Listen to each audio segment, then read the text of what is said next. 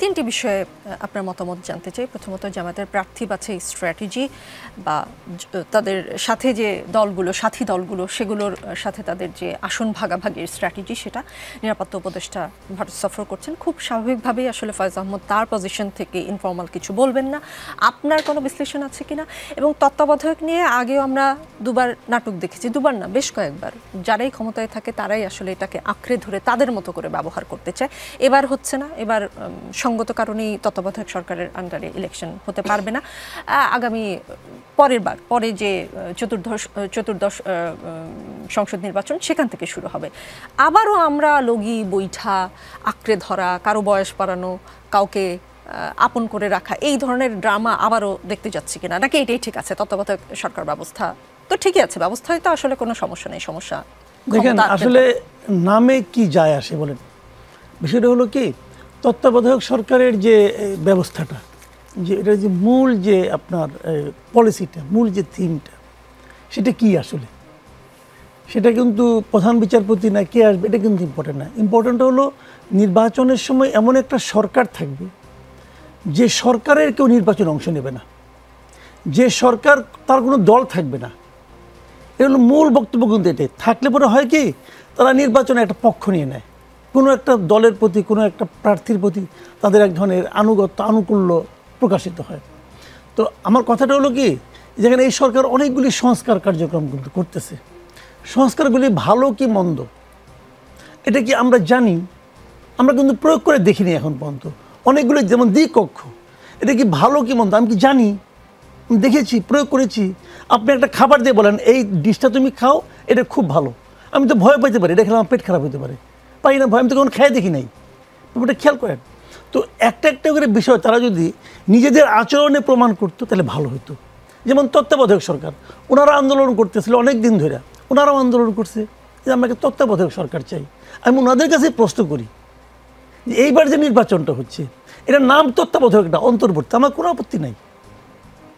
এই যে বিড়াল কালো কি সাদা আমার জানা দরকার, ইঁদুর মারে কিনা?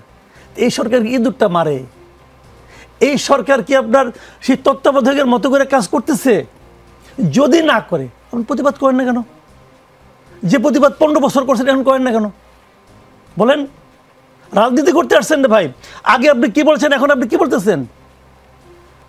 আপনি তত্ত্বাবধায়ক সরকারে কেউ নির্বাচনে অংশ নিতে পারবেন, এই তত্ত্বাবধায়কের এই সরকারের লোকজন নির্বাচনে অংশ নিচ্ছে না। একজন উপদেষ্টা এখনও বলতেছে সে ইলেকশন করবে, এবং তাকে হয় উনি নমিনেশন দিবে, নাহলে উনি দিবে, এই দুজনে কোনো একজন দিবে। কেন ভাই? নিজের গায়ে আসতে লাগে না, অন্য করলে লাগে না? ওই যে বলেন না, এটা কি যে কৃষ্ণ করলে লীলা আর আমি করলে লুচ্চামি, এইগুলি ঠিক না। রাজনীতি করবেন, মনে রাখেন জনগণ কিন্তু সব বুঝে, রিক্সাওয়ালা সব বুঝে। আমার হিসেবে তো নাই ইসলাম ইলেকশন করার যোগ্য না, সেই গভর্নমেন্টের মধ্যে ছিল না, এই গভর্নমেন্টের লোক সে। আমি আগে পদত্যাগ করছি, আপনি কয়দিন আগে পদত্যাগ করছেন? আপনি তো এই গভর্নমেন্টের লোক ছিলেন না ভাই। এখনও চাইলে আপনি যে কোনো সময় গভর্নমেন্টের যে কোনো লিডারের সঙ্গে আলাপ করতে পারেন। এখনও ডক্টর ইউনূসের মন খারাপ হলে নাহিদ ইসলামকে ডাকে, ওই আমার তো ডাকে না, জামাতকেও ডাকে না, বিএনপি তো অ্যাপ্লিকেশন করতে করতে কাগজের পর কাগজ পড়ে ফেলায়, ডাকে না তো, নাহিদ ইসলামকে ডাকে। তো সরকারের লোক কারা? তো এটা তো কিছু বলে না তারা। কাজে এইগুলি হলো কি জানেন, মানে আমি এবার জিতবো আশা করতেছি, অতএব আমি কিছু বলবো না, মানে হয়ে যাক। আমি একটা ঘটনা বলি আপনাকে। তত্ত্বাবধায়ক গভর্নমেন্ট যখন বাতিল হয়ে গেল না, তখন ওই যে আগের প্রধানমন্ত্রী যিনি ছিলেন, এই যে সবাই মিলে ডাকতেন, চা নাস্তা খাইতেন, হ্যাঁ, ওরকম একটা চা নাস্তা দেওয়াতে ওই তৎকালীন আপনার ওই যে খালেদ মহিউদ্দিন, উনি চ্যানেল ছিলেন, ইন্ডিপেন্ডেন্ট টিভিতে ছিলেন, উনি কিন্তু ওখানে দাঁড়িয়েই প্রশ্ন করছিলেন, আমার স্পষ্ট মনে আছে দৃশ্যটা। উনি বলেছিলেন যে তত্ত্বাবধায়ক গভর্নমেন্ট তো আপনারা তো বাতিল করে দিলেন, আপনারা যদি কোনো বিরোধী দলে যান তো তখন কি আপনি তত্ত্বাবধায়ক সরকার চাবেন? এই প্রশ্নটা কিন্তু খালেদ মহিউদ্দিন করেছিল। তখন প্রধানমন্ত্রী এটুকু বলার সাহস পায় নাই যে আমরা চাবো না, বলার সাহস পায় না। সে বলছিল কি না, আমরা তো কখনোই দিব না, বিএনপি তো কখনোই ওই অবাধ নিরপেক্ষ নির্বাচন দিবে না, তারা চাবে। দেখেন আবার চাইতেছে, লজ্জাও করে না। এখন কিন্তু বলে আওয়ামী লীগ তত্ত্বাবধায়ক সরকার চাই। তার মানে যখন আমি ক্ষমতায় যাই তখন আমি চাই না, যখন আমি ক্ষমতায় যেতে চাই তখন আমি চাই। তো এই যে হিপোক্রেসিটারে ভাই, আমাদের দেশের মানুষ এগুলো দেখতে দেখতে, শুনতে শুনতে চোখ কান পয়সা গেছে, একদম পয়সা গেছে।